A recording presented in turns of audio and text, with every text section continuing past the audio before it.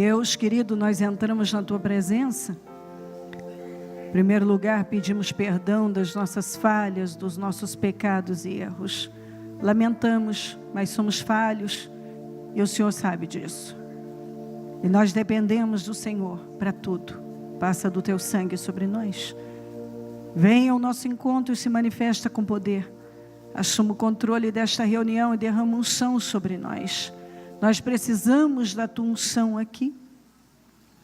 Nós precisamos do Teu poder sendo derramado sobre nós. Nós dependemos inteiramente do Senhor.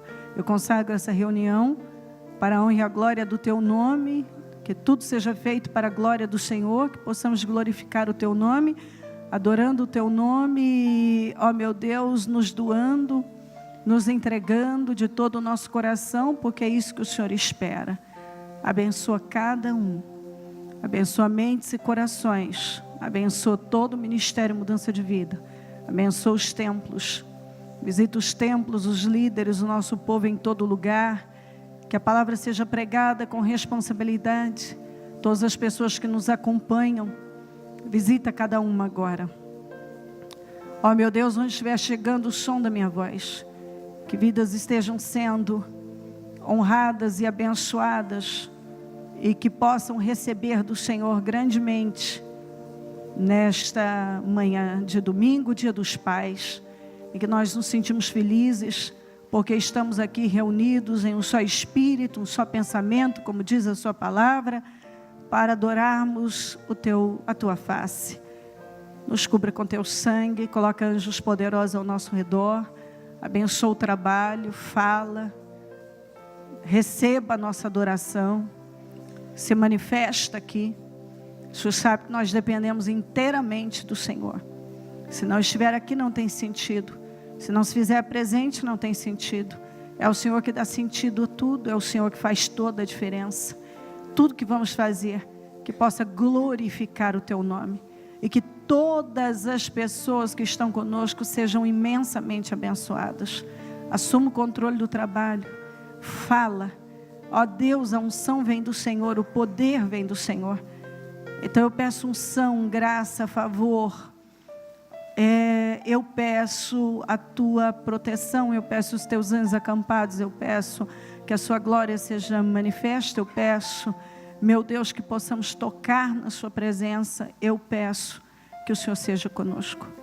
Tem misericórdia de nós. E eu peço, meu Deus, que cada pessoa receba a palavra de forma revelada. Eu oro para que aconteça uma grande revelação, para que todos recebam revelação, para que a palavra entre e entrando transforme radicalmente vidas. Muito obrigada pela vida, pela salvação, pelo nosso nome escrito no livro da vida. Eu quebro nesse momento todas as forças do mal, todas as atuações demoníacas, tudo que queira atrapalhar essa reunião, eu repreendo em nome de Jesus. Tudo que se levantou para atrapalhar essa reunião, eu repreendo em nome de Jesus. Tudo que foi armado no mundo espiritual para atrapalhar, roubar mentes e corações, eu repreendo em nome de Jesus. O Teu sangue tem poder sobre todos nós, sobre todo o Teu povo, sobre todos que nos acompanham. Ó meu Deus, que todos sejam abençoados. Não importa o lugar, o estado, o país, que a Tua bênção chegue até cada pessoa que tem sede e fome. Eu consagro esse trabalho ao Senhor, esse domingo, esta manhã, entrego nas Suas mãos, para que o Teu nome seja honrado e glorificado, e que todos saiam daqui imensamente abençoados. Nós chamamos muito. Obrigada por tudo. Amém, amém, amém. Estão ligadas as nossas vitórias. Você pega o Espírito. Que Espírito é esse? Diga: eu bebo do Espírito, da palavra profética, para 2017. O Senhor me colocará por cabeça, não por cauda, só estarei por cima, nunca por baixo, em nome de Jesus. Amém? Vamos para Romanos 5, 17. Se pela transgressão de um só a morte reinou por meio dele, muito mais aqueles que recebem de Deus a imensa provisão da graça e a dádiva da justiça reinarão em vida por meio de um único homem, Jesus Cristo.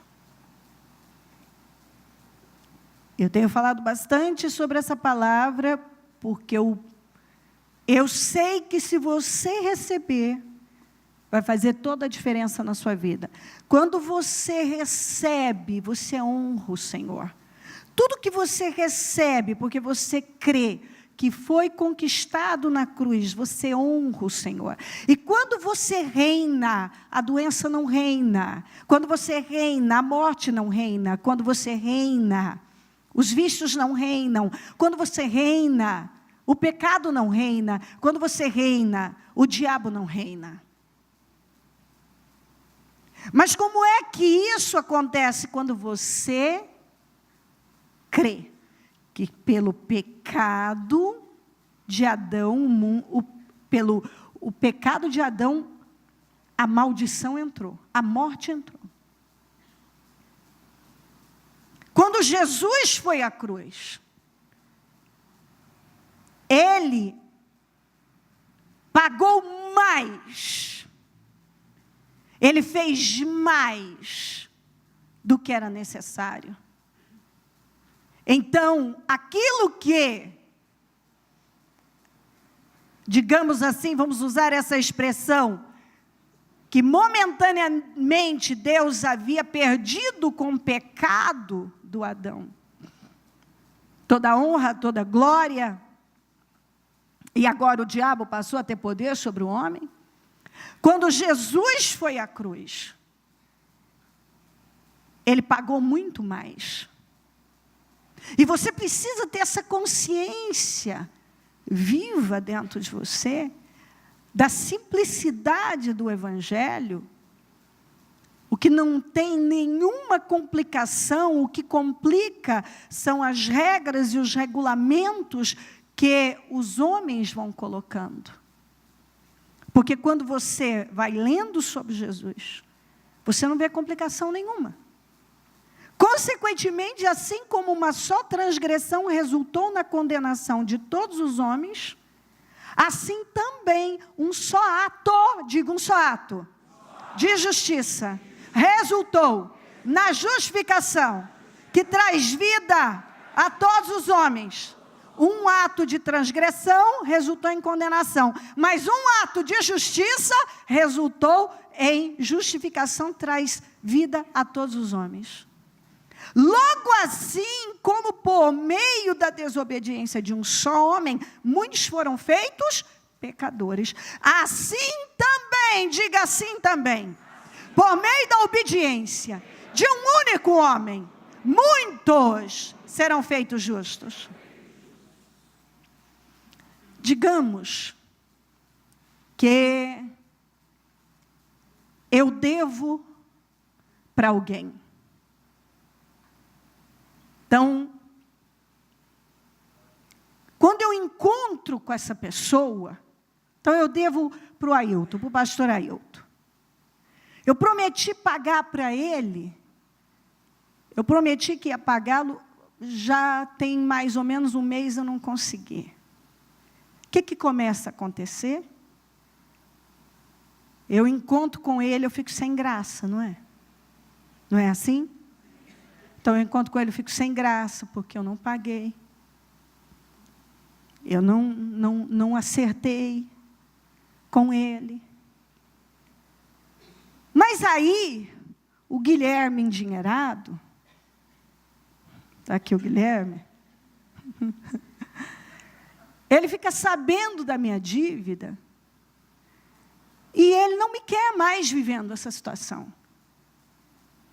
E ele pega e faz assim, eu vou pagar o Ailton. Só que para o Ailton eu devo 10 mil reais. E o Guilherme diz assim, não, eu vou pagar, eu vou fazer um cheque de 1 milhão. Ele já está tomando posse, viu? Ele já, ali, ó, viu o semblante dele, ó a rapidez. Mas aí o Guilherme tem um assessor e manda me avisar, mas esse assessor dele chega e diz assim: olha, Cléo, é o seguinte, o Guilherme pagou, mas assim, mas eu acho que ele não pagou como devia, então você ainda precisa continuar pagando o Ailton. Você está entendendo? Você precisa continuar pagando o Ailton. Mas se ele tiver um bom assessor, ele vai vir para mim e vai dizer assim, vai me ligar rápido e vai dizer: Cléo, você não deve mais nada para o Ailton. O Guilherme não pagou os 10 que você devia não, filhinha. Ele fez um cheque de 1 milhão. Eu não vou nem dormir mais, vou ligar para o Ailton e vou falar: ei, eu te enriqueci, meu filho. Você está ajeitado agora. Pode me pagar alguma coisa, porque assim, eu te devia 10 mil. Agora você ganhou 1 milhão. O que acontece com a palavra de Deus? É mal comunicada. Jesus pagou toda a dívida e pagou mais, porque se tratando do homem, que foi Jesus o melhor, nenhum outro igual a ele, que pisou aqui na terra, nenhum outro. Ele cumpriu com a lei, tanto que ele mesmo disse: eu não vim para não cumprir a lei, eu cumpri com a lei. Ele precisava cumprir com a lei, porque a lei dizia que um justo, levando um justo, mas não tinha justo nenhum. Se tivesse um justo, que tivesse a capacidade de morrer por todos. Porque toda vez que o homem pecava, ele tinha que ir lá, pegar um cordeiro, e aí ele ia até o sacerdote, e não tinha descanso. Se você estudar sobre a vida do sacerdote, não tinha cadeira onde o sacerdote estava. Porque ele passava o tempo todo em pé, oferecendo sacrifícios. Sacrifício, sacrifício, sacrifício, sacrifício. Quando Jesus foi à cruz, porque ele foi o cordeiro, a ovelha muda, ele cumpriu com a lei. Então eu não preciso mais cumprir com a lei, ele cumpriu com a lei. Ele pagou tudo, ele me resgatou, ele me levou de volta para Deus. E quando alguém vem e diz assim para mim: Cléo, você não deve mais nada. Jesus pagou tudo. E ele pagou mais. Ele não pagou só o que você devia, ele pagou mais. Ele pagou muito mais. Pelo pecado de um homem, a transgressão, a condenação entrou. Mas pelo ato de justiça de Jesus, todos nós fomos feitos justos, fomos resgatados, tudo foi pago, fomos reconciliados com Deus. E o diabo não tem mais poder sobre nós. Quem entendeu o que eu falei? Muito bom, muito bom.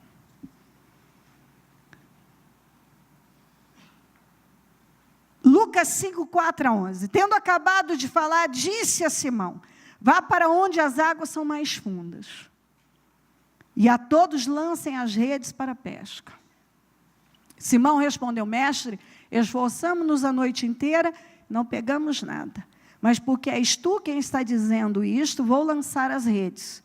Quando fizeram, pegaram tal quantidade de peixes, que as redes começaram a rasgar-se.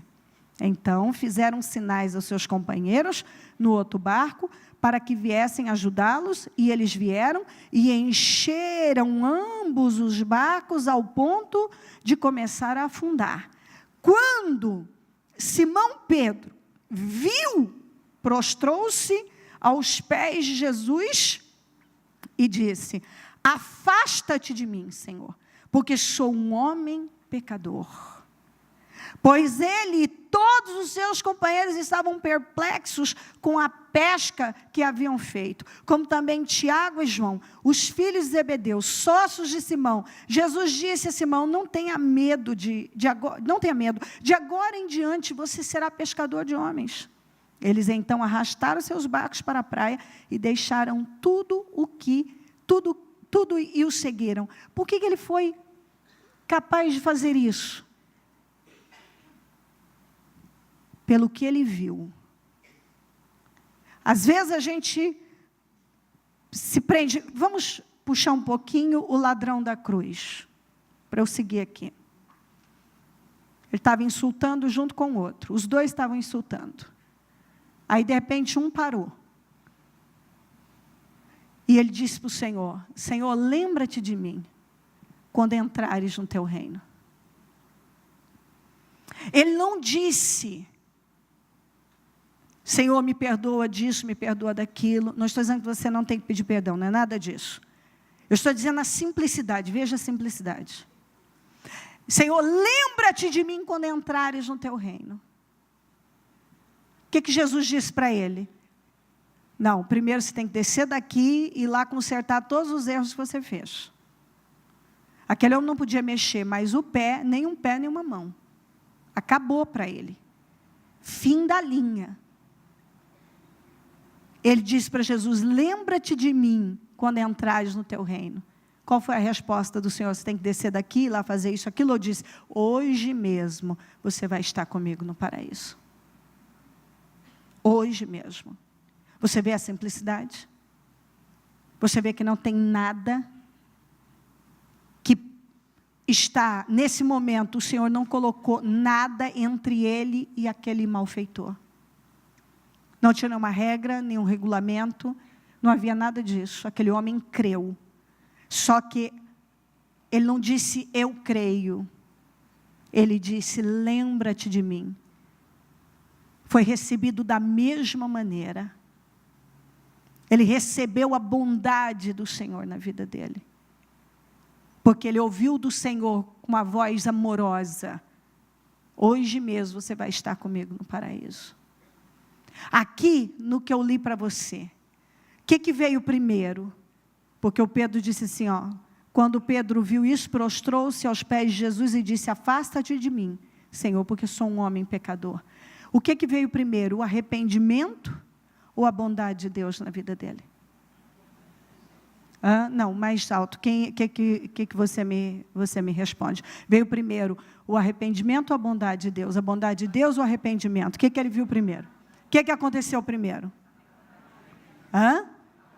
A bondade de Deus. Primeiro ele viu a bondade de Deus. Diga: bondade de Deus. Primeiro ele viu a bondade de Deus. Diga: primeiro. Ele viu a bondade de Deus.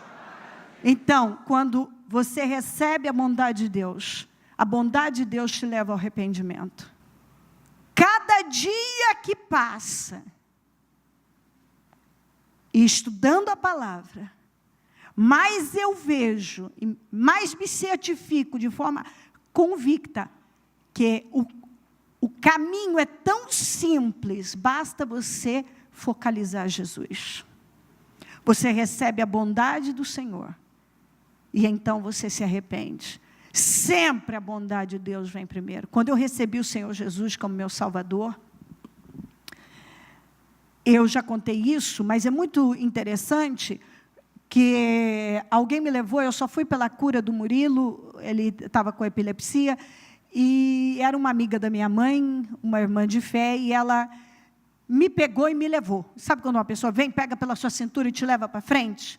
E eu fiquei com muita raiva dela, e eu fiquei muito chateada, e eu fui caruda, e eu fui, sabe, tipo Naamã, leproso da cabeça aos pés, e ainda se achando no direito de exigir alguma coisa.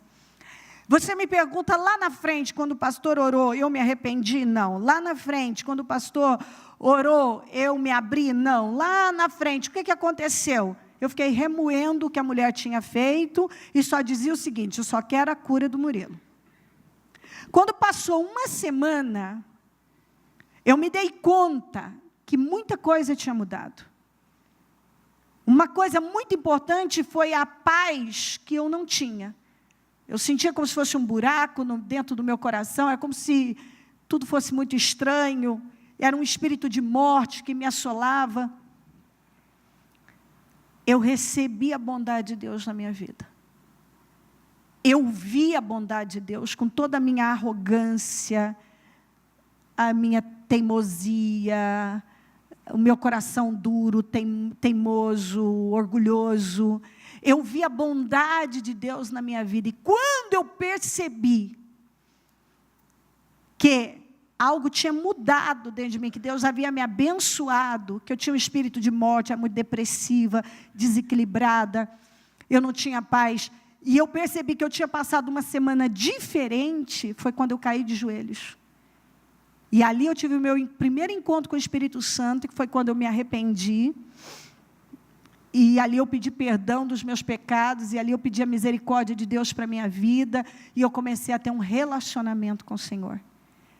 Mas a religião não te ensina isso, a religião ensina que você precisa de um fardo muito pesado, são regras e regulamentos, e uma complicação absurda, porque senão você não tem comunhão com Deus. E, na verdade, todos nós, se eu fizer a pergunta para você, você vai me responder. Você viu primeiro a bondade de Deus ou se arrependeu? Quem aqui pode dizer, não, primeiro eu vi a bondade de Deus na minha vida? Levanta a mão para mim. Com certeza. Você viu Deus te guardar, Deus te livrar, Deus te amar, e você não queria nada com Deus. Você não queria nem ouvir falar de Deus. Você queria continuar só na sua vida, como eu queria continuar na minha vida normal. Sofrendo, gemendo e achando que tinha alguma coisa. Não tinha nada, mas achava que tinha. É a cegueira que o diabo coloca. Então, primeiro, nós vemos a bondade de Deus, e é através da bondade de Deus, e quanto mais você mostra a bondade de Deus para as pessoas, aí sim, elas vão conseguir se arrepender. A verdade é que primeiro vem a bondade de Deus, depois o arrependimento.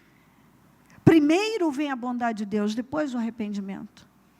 Primeiro nós vemos a bondade de Deus, e depois o arrependimento acontece.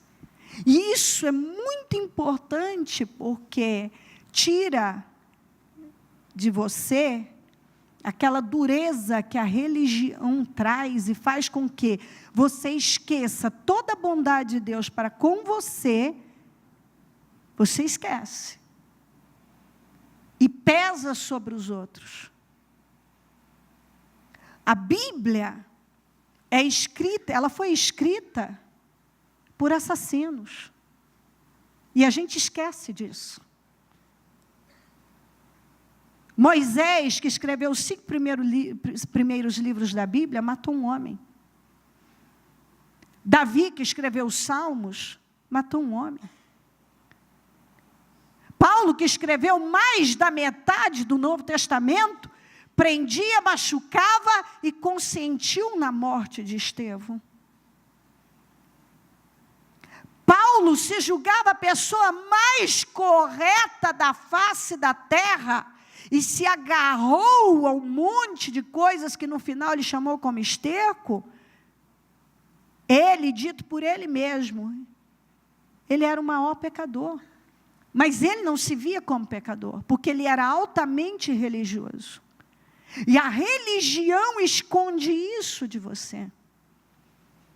Ela te mostra que porque você está fazendo isso e aquilo, então ela te leva para a justiça própria. E você confia naquilo que você está fazendo. E quanto mais você confia no que você está fazendo, mais duro, mais arrogante você se torna. E menos misericordioso com as pessoas. Porque a religião endurece. Por que o Paulo era tão duro?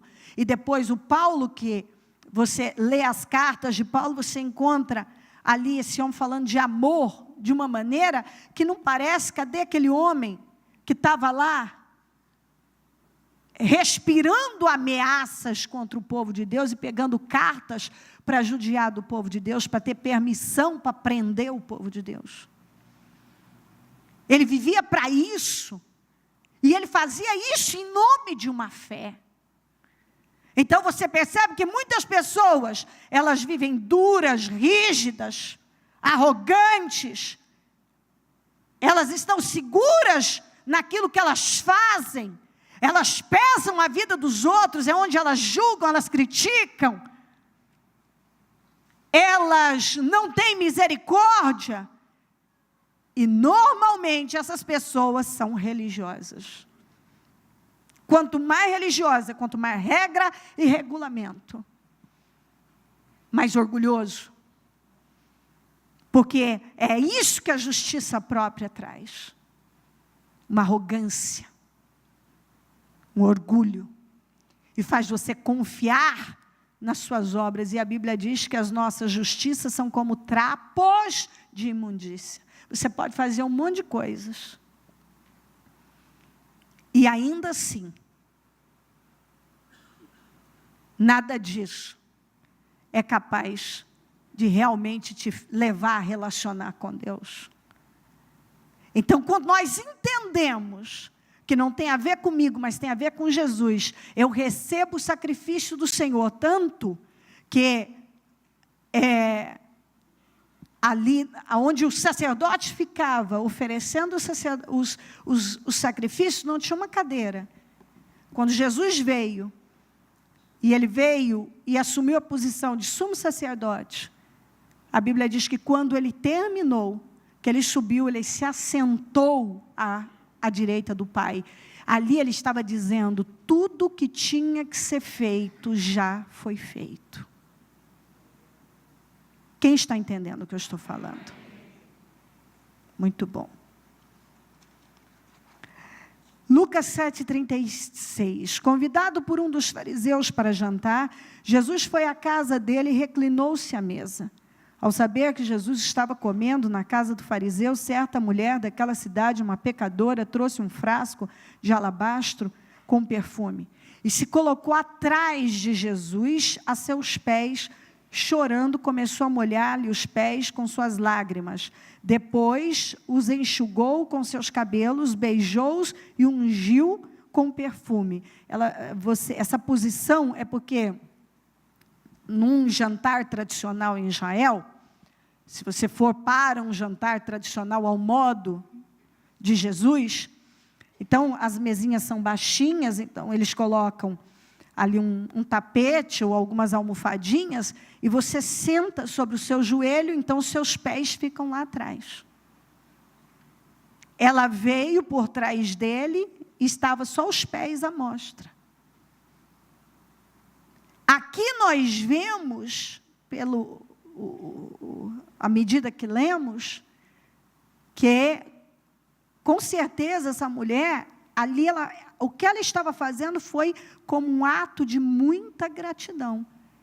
Então ela já tinha tido um encontro com o Senhor, e já tinha recebido dele o amor, com o perdão, o livramento. Ao ver isso, o fariseu que o havia convidado disse a si mesmo: se este homem fosse profeta, saberia quem nele está tocando, e que tipo de mulher ela é, uma pecadora.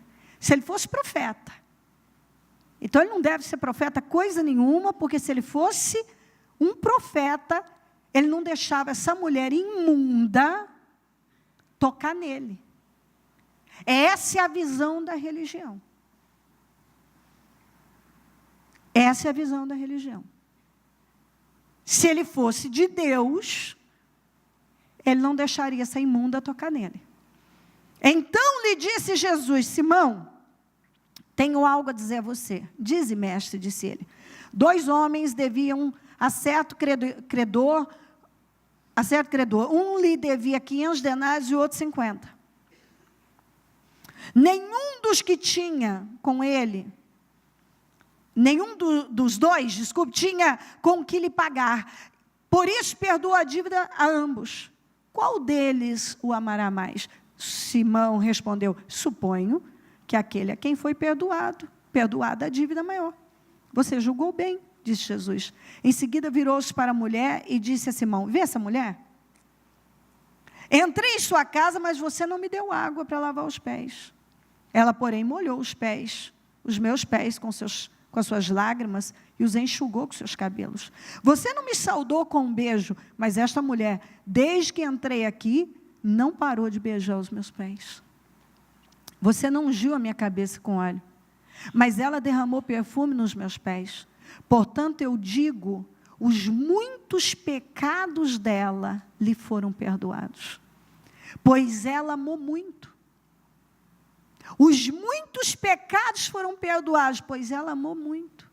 Mas aquele a quem pouco foi perdoado, pouco ama. Muito perdoado, muito ama. Diga, muito perdoado. Muito ama. Pouco perdoado, pouco ama.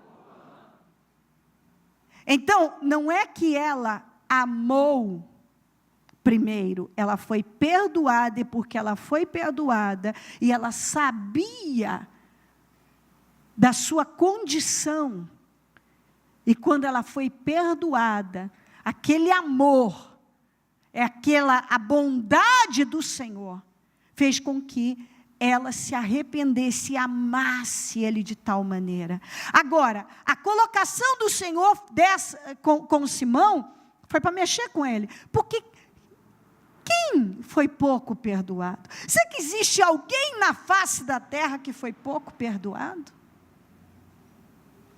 A forma do Senhor falar com ele era para mostrar o nível mental, e a fé que ele praticava era praticada com base na sua justiça, na justiça própria, naquilo que ele fazia. Então ele considerava que estava tudo certo com ele, eu não cometi nada demais. Mas se eu for fazer uma pergunta para qualquer legalista, e ele tivesse a capacidade de, pelo menos uma vez na vida, não ser hipócrita, ok, tá bom, aquele ali, essa mulher se deitou com muitos homens. Tá bom, Simão, então, talvez, se você tem esposa, você nunca se deitou com outra mulher, mas de verdade, Simão, você nunca desejou uma mulher na sua mente? De verdade, Simão, você nunca desejou que uma pessoa morresse? De verdade, Simão, você nunca desejou que alguém se desse mal? Aí dentro de você nunca pensou em coisas terríveis, Simão? Hã? E esse seu julgamento para que essa mulher, isso não tem nada de errado, para você não é nada errado, está tudo certo. Mas para o Simão, ele não tinha do que ser perdoado. Sendo assim, quem pouco é perdoado, pouco ama. Eu estou segura na minha justiça própria, não tenho do que ser perdoada, então não tenho que fazer muita coisa, porque eu já faço tudo. E que muita coisa é essa que eu tenho que fazer? Me lançar no Senhor. Como ele não se lançou, mas ela se lançou. Ela o reverenciou, mas ele não. O Senhor foi apresentando, você não fez nada disso, quer dizer, em nenhum momento você me reverenciou, quer dizer, você não me amou como essa mulher me ama, sabe por quê? Porque para você, está tudo certo, você está seguro na sua justiça própria, na sua religiosidade, e isso faz da pessoa, esse tipo de gente, se ele fosse profeta, saberia quem é essa mulher, um julgador, um crítico, um legalista, e faz com que ele não tenha nenhuma sede de se relacionar com Deus, porque ele já se relaciona com a religião, ele já se relaciona com as regras e com os regulamentos, ele já se relaciona com toda a lei. Você entende isso? Você já se relaciona, ele já se relacionava com toda a lei. Bom, eu já sacrifiquei um animal outro dia, então não tenho nenhum pecado aqui. Era só isso. Não, eu estou cumprindo com isso, fazendo isso e aquilo, então está tudo certo comigo. Mas será que você tem um relacionamento com Jesus? Essa mulher criou um relacionamento, ela queria um relacionamento com Jesus. Simão não. Porque ele já tinha com a religião. E quando você tem com a religião, você não tem com Jesus. Essa mulher focalizou Jesus. Quais foram as duas pessoas que o Senhor falou, as duas únicas que tinham grande fé em Israel? Você lembra? As duas pessoas que o Senhor disse que tinha grande fé. Alguém se lembra?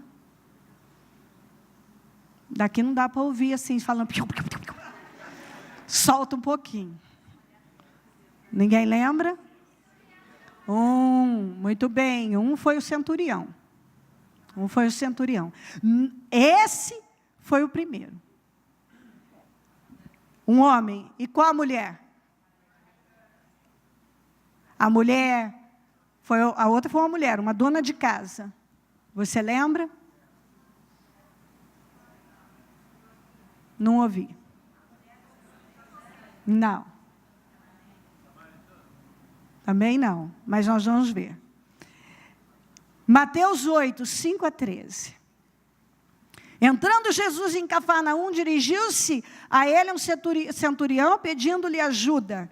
E disse: Senhor, meu servo está em casa, paralítico, em terrível sofrimento. Jesus lhe disse: eu irei curá-lo. Respondeu o centurião. Você sabe que o centurião era o chefe de 100 homens do exército romano. Senhor, não mereço receber-te debaixo do meu teto. Mas dize apenas uma palavra e o meu servo será curado.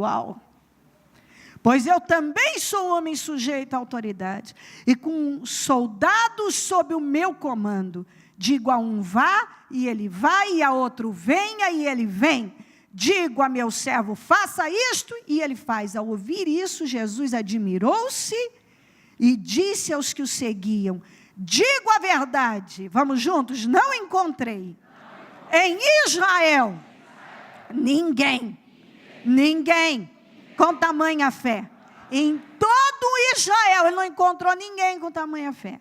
Eu digo que muitos virão do Oriente, do Ocidente, e se assentarão à mesa de Abraão, Isaque e Jacó no reino dos céus. Mas os súditos, quer dizer, ele está falando gente de fora, e os de Israel, os súditos do reino, serão lançados para fora, nas trevas, onde haverá choro e ranger de dentes. Então Jesus disse ao centurião: vá, como você creu, assim acontecerá. Na mesma hora o seu servo foi curado. Eu já volto aqui. Vamos para a segunda pessoa. Mateus 15, 21. Saindo daquele lugar, Jesus retirou-se para a região de Tiro e de Sidom. Uma mulher cananeia, natural dali, veio a ele gritando: Senhor, filho de Davi, tem misericórdia de mim. Minha filha está endemoniada e está sofrendo muito. Mas Jesus não lhe respondeu palavra. Então seus discípulos se aproximaram dele e pediram: manda embora, pois vem gritando atrás de nós. Acontece que ela era cananeia e queria se passar por judia, porque essa expressão filho de Davi era usada apenas pelos judeus. E o Jesus não respondeu nada para ela. Isso é muito importante. Essa mulher não teve coragem de ir como cananeia, ela foi como judia. Muitas pessoas perdem muitas coisas na vida, porque elas não se apresentam como elas são, elas não se posicionam, há sempre uma hipocrisia ou algum engano, elas não chegam como elas realmente são. Você precisa chegar diante de Deus como você realmente é, porque Ele te conhece. Ela achou que podia, ela creu no Senhor, mas achou que podia enganar. Nós não podemos enganar o Senhor. Você tem que ter identidade, saber que o Senhor te conhece totalmente. Não adianta fingir uma coisa, porque Ele sabe quem você é. Mas Jesus não lhe respondeu palavra, porque ela estava tentando se passar por judia.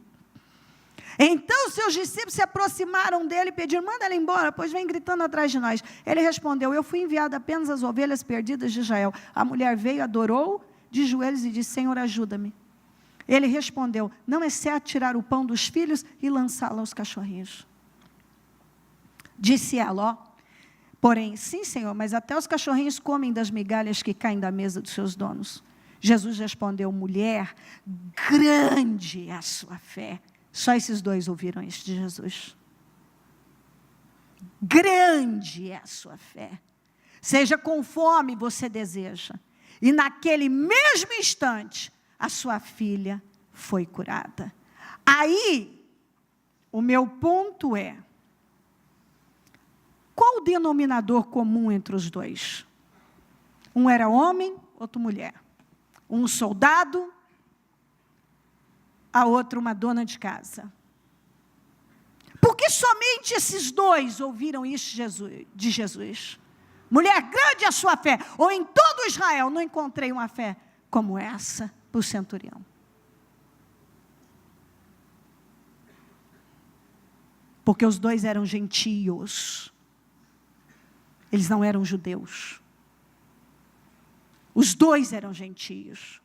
Se você não é judeu, você é gentio. Nós somos gentios. Aliás, hoje já não somos mais, porque agora nós somos novas criaturas. Mas quem não é judeu, é gentio.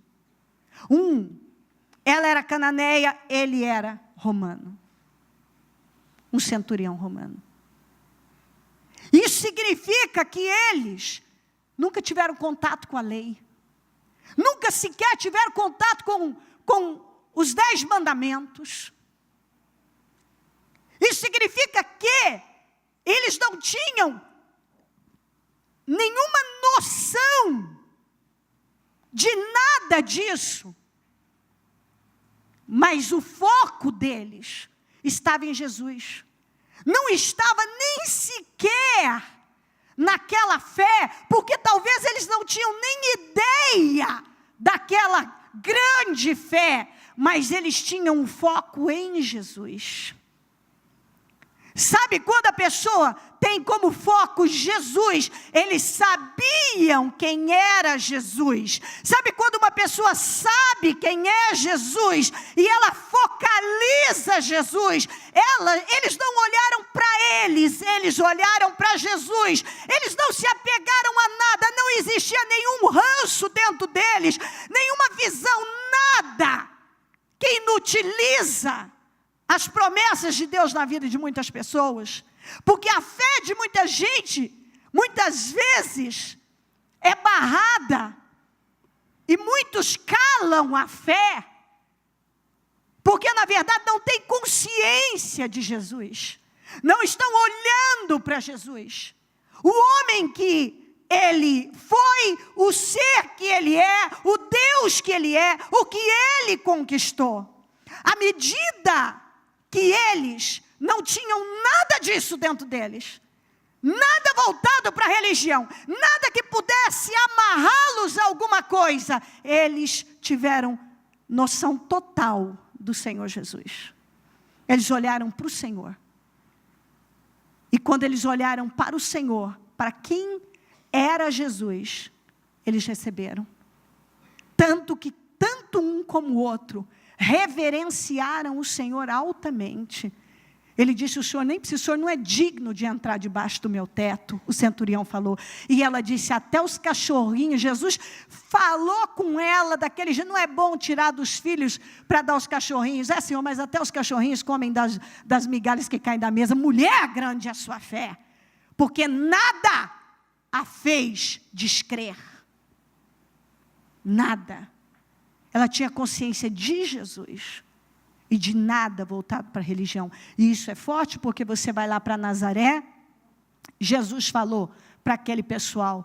Em Israel, nos dias de Elias, tinha muitas viúvas passando necessidade, mas foi a de Sarepta que foi abençoada.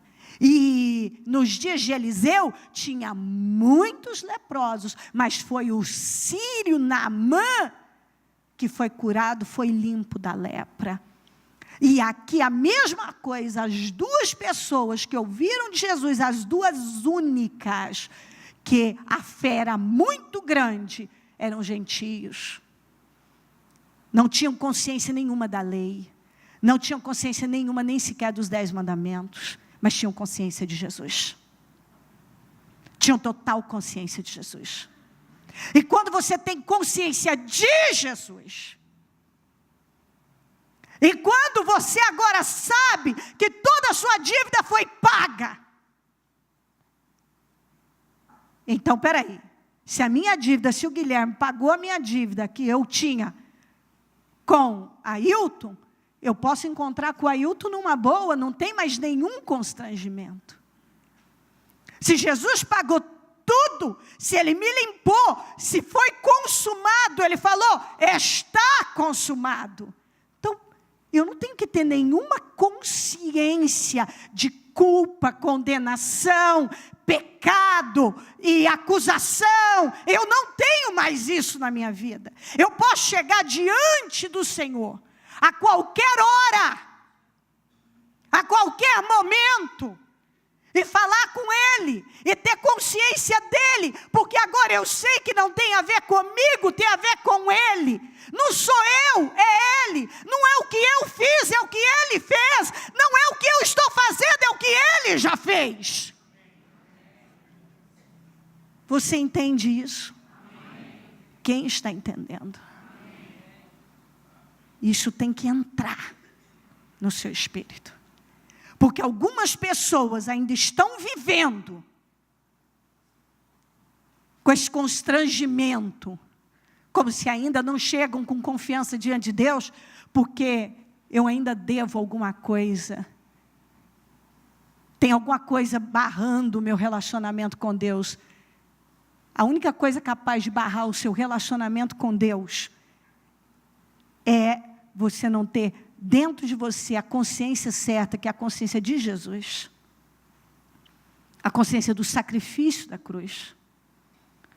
Porque mesmo que você tenha cometido um erro absurdo, ainda assim você pode chegar diante dele sem nenhuma culpa, nenhuma condenação, porque Deus não pode, não existe nada na palavra de Deus que diz somente o diabo culpa, condena e acusa.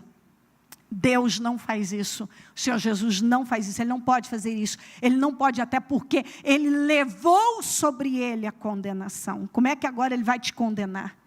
Quando Ele veio, Ele deixou claro, eu vim para salvar, não para julgar, mas Ele virá para julgar, mas não agora. Agora não é hora, agora Ele não veio para julgar. Mas quando a igreja for tirada daqui, aí sim entra no outro tempo, porque aí vai fechar o portal da graça. Mas o portal da graça não foi fechado. Nós estamos na graça. Diga, Jesus é graça. Graça é Jesus. Então, nós temos que parar com aquela conversa de que o evangelho da graça, não tem evangelho da graça. Graça é Jesus, Jesus é graça, Jesus é favor. Tanto que quando ele leu a passagem de Isaías 61, ele parou na parte que diz, eu vim para anunciar o ano da graça, do favor do Senhor. E é onde ele parou. A partir de agora, você precisa entender que você precisa ter uma consciência de Jesus. Você não pode ter consciência de pecado, consciência de culpa, consciência de condenação. Porque isso vai te afastar do Senhor. Consciência de religião, consciência, uma consciência segura na sua justiça própria, nas coisas que você tem feito, como o Simão. Você recebeu a bondade de Deus, e quanto mais uma pessoa recebe a bondade de Deus, mais ela ama o Senhor. Quanto mais aquela mulher ela foi perdoada, quem muito é perdoado, muito ama. Toda pessoa que sabe de onde Deus o tirou, muito ama. Ele muito ama. O amor não vem primeiro. Ele é perdoado, ele recebe esse perdão do Senhor. E então ele reconhece a grandeza desse amor. A presença de Deus, ele passa a ter consciência do Senhor. Você vê que o centurião tinha consciência do Senhor Jesus. A mulher também, cananeia, tinha consciência do Senhor Jesus. Aquela mulher do alabastro tinha consciência do Senhor Jesus. Nós vemos que quando o Senhor operou aquela pesca, aquela bondade maravilhosa, aquela bênção maravilhosa, Pedro teve consciência do Senhor Jesus. E eu tenho certeza que o Espírito Santo está nos trabalhando para isso. Você precisa ter consciência de Jesus, olhar para Jesus, entender que não tem a ver com você, tem a ver com Jesus.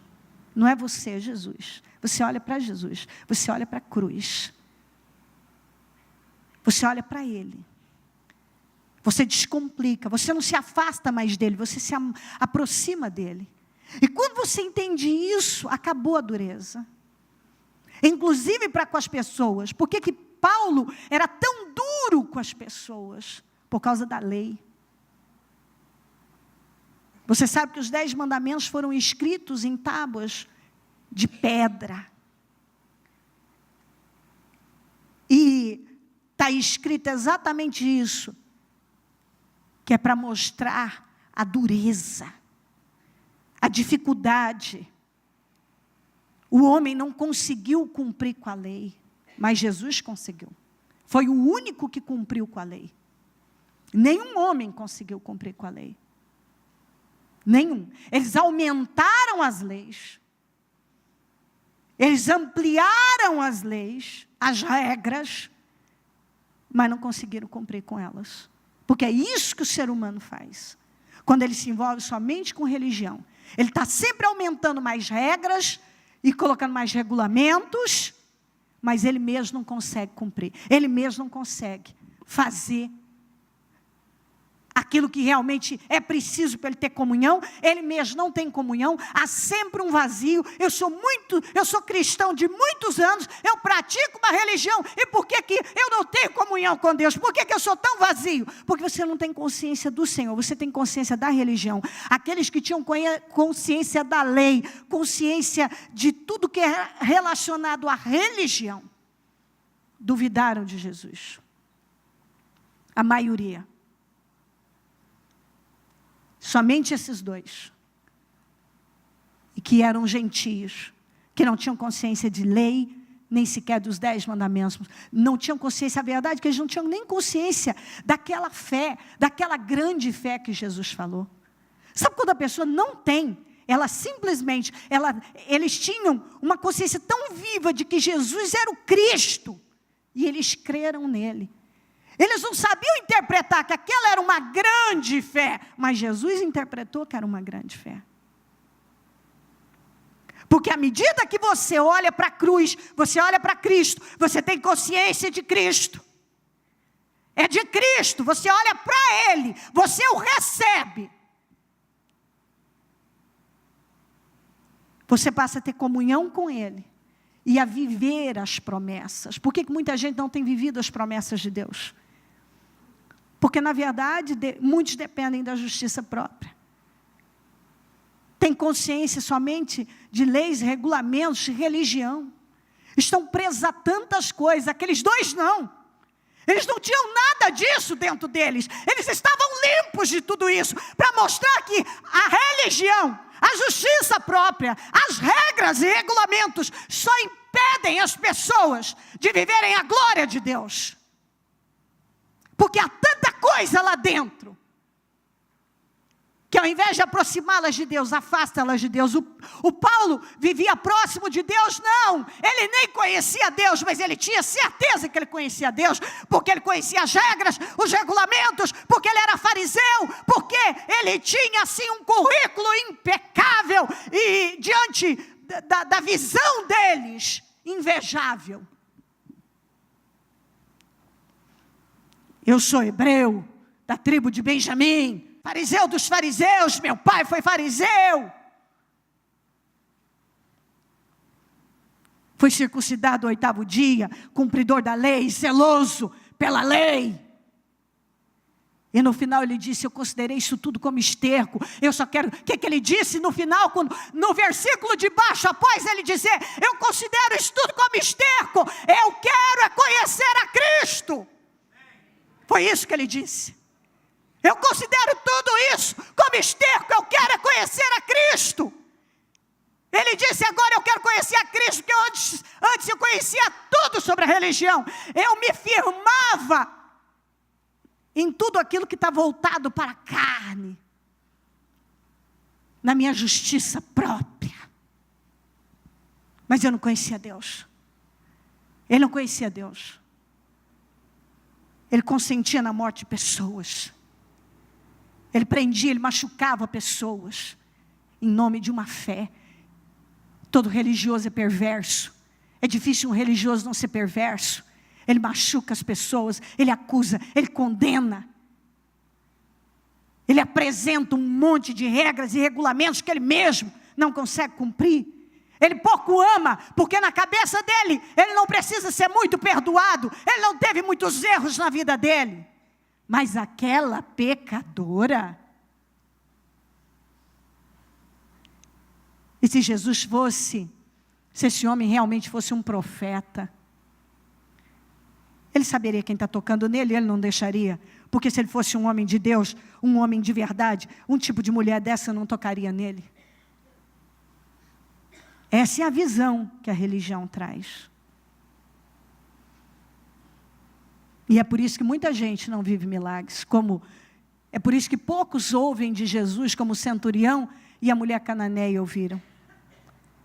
Grande é a sua fé, mulher. Nunca encontrei uma fé tão grande em todo Israel, falou para o centurião. Porque aqueles não tinham nada disso dentro deles. Nada. A verdade é que nós precisamos nos limpar de tudo isso. Você não precisa mais ter essa consciência voltada para um monte de coisas, mas sim somente voltada para Jesus, voltada para o Senhor. E Jesus interpretou muito bem o que é temer a Deus. Quando Satanás disse, se você se prostrar e me adorar, eu vou te dar tudo isso aí. Ele citou Deuteronômio. Deuteronômio diz que só a Deus nós devemos temer. E ele disse, adore o Senhor, e só a Ele preste culto. Ele estava dizendo exatamente isso. Quando você teme a Deus, você revela isso com adoração. Você o serve com adoração. Você o adora. Pode comparar as duas passagens, vai lá você mesmo e faça isso.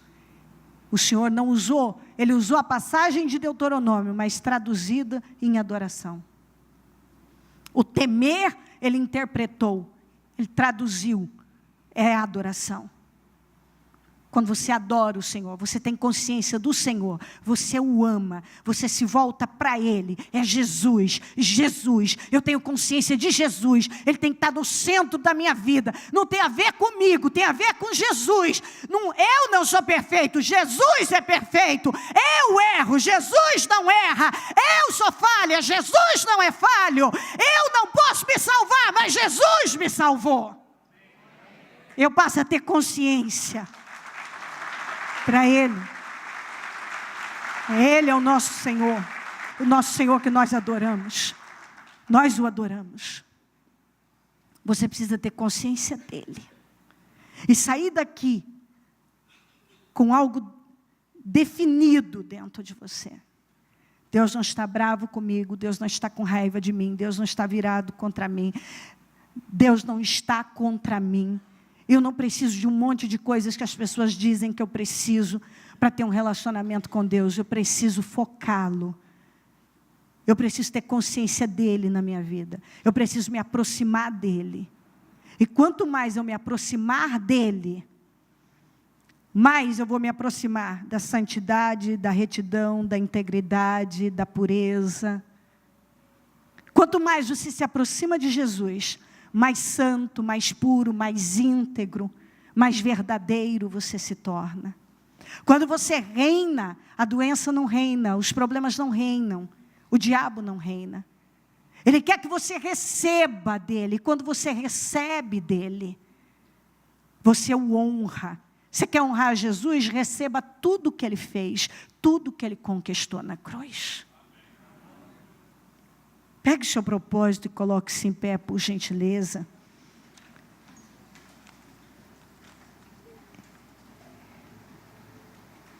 E eu vou ler esse último versículo para você. Nós vamos juntos.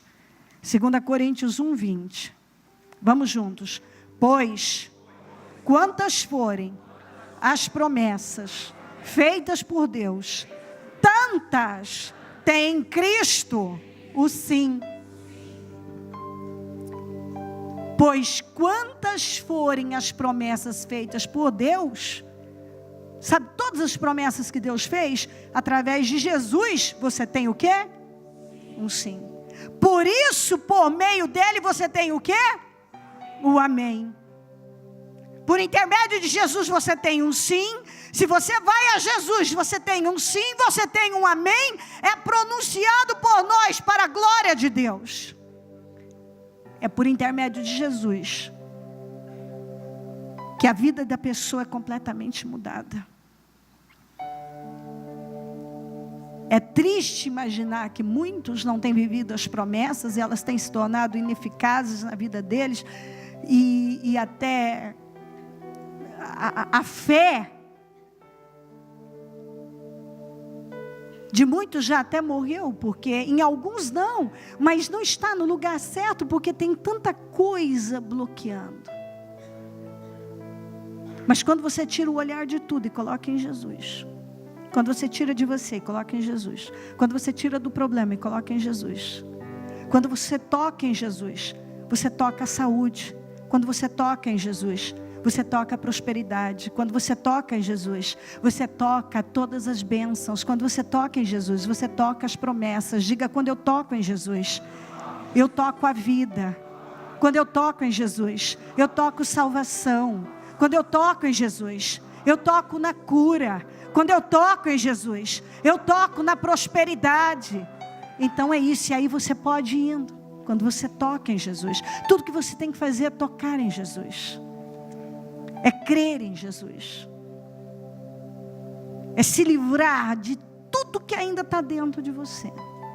Que ao invés de te aproximar de Deus, porque a religião, ela conta a história que ela vai te aproximar de Deus, ela te afasta de Deus. E Jesus não é religião. Diga comigo: Jesus não é religião. Então Jesus não é religião. Ele traz para você liberdade. E quando você olha para a cruz, você é livre. Sem complicação. Você vai se lembrar disso. Você tem que ter consciência da cruz, consciência de Jesus, de mais nada. Você guardou isso? Você tem que ter consciência de Jesus. Você tem que ter consciência da cruz, de mais nada. Feche os seus olhos agora, por um momento. E com seu coração rasgado, simplesmente se entrega ao Senhor. Se coloca nas mãos dele como você nunca se colocou. Foca Jesus. Tenha consciência do Senhor agora. Você olha para Ele. Você se volta para Ele. E com seu coração rasgado, você diz: Senhor, eu estou tirando o olhar de mim. E estou colocando no Senhor. Eu estou tirando o olhar da religião, estou colocando no Senhor. Eu estou tirando, meu Deus, o olhar de um monte de coisas que ainda pesavam sobre mim. E estou colocando no Senhor. Porque eu entendi que não tem a ver comigo, tem a ver com o Senhor. Não sou eu, é o Senhor. É o Senhor. E a partir de hoje, eu estou me despindo, eu estou arrancando essa roupa da religião, essa roupa religiosa. E eu quero me livrar cada dia mais de todo o ranço que eu ainda carrego na minha vida, de tudo que ainda me bloqueia. Mas uma decisão eu tomo aqui hoje, Jesus. O diabo nunca mais vai ter poder para me acusar, me condenar, me culpar, me afastar do Senhor. Porque agora eu sei que se eu errar, eu não posso me afastar. Muito pelo contrário, eu preciso me jogar aos seus pés. Eu preciso me voltar para o Senhor. Porque agora eu sei que eu fui perdoado. Diga, eu fui perdoado. Isso, eu fui perdoado. E quando o diabo chegar para você e dizer, não, você não foi perdoado, você vai dizer, diabo, eu não devo nada para você. Eu fui perdoado. Acabou. Eu vou viver tendo comunhão com o Senhor. Eu vou focalizar o Senhor. Eu vou estar com o Senhor. Eu vou olhar para o Senhor. Eu vou ter consciência do Senhor e de mais nada. Passa do teu sangue sobre o teu povo agora. Ó Espírito Santo, vem ao encontro de cada um. E que cada pessoa que aqui está se volte para o Senhor de uma maneira que ainda não tinha acontecido. Que cada um tenha consciência do Senhor na vida, meu Pai. E uma consciência que talvez nunca teve antes. Que cada um olhe para o Senhor como Salvador. Aquele que já fez tudo e eu não preciso fazer mais nada. Eu só preciso crer no que foi feito. Como está em Hebreus, entra no descanso do Senhor. Diga, eu estou entrando, Senhor. Eu vou descansar no Senhor. Eu vou confiar no Senhor. Eu não vou mais viver estressado, afadigado. Eu não vou mais viver olhando para lá e para cá. Chega, estou arrancando a roupa da justiça própria. Chega, eu estou arrancando essa religiosidade. Chega, eu não vou mais viver com consciência de pecado, de acusação e condenação. Chega, eu tenho consciência da cruz. Eu tenho consciência do Senhor. E é assim que eu vou viver. Rasga o seu coração e diga isso. Eu vou fazer dessa palavra um divisor de águas na minha vida. Eu não aceito mais dureza. Um espírito duro. Não, o Senhor me amou com tanta misericórdia e mansidão. E eu vou lançar sobre as pessoas esse amor. Eu vou dar a elas também a oportunidade, como Jesus deu a tantos e deu a mim. Eu quero que muitos hoje tenham a oportunidade de receber esse amor que traz paz, que traz vida. Receba o amor de Jesus aí na sua vida. Receba a cura, recebendo toda a cura que você precisa da condenação, da acusação, da condenação. Seja curado agora de todo espírito incrédulo. Você sabe que os covardes e incrédulos não herdarão o reino dos céus. Então a boa notícia é que você não precisa temer e você pode crer. Você não tem que temer nada e você pode crer. Eu quero que você receba isso e diga para você mesmo: eu não tenho que temer nada e eu posso crer. Eu posso crer. Eu não tenho que temer nada, eu posso crer, porque o Senhor me resgatou. O Senhor me resgatou. E eu recebo isso na minha vida.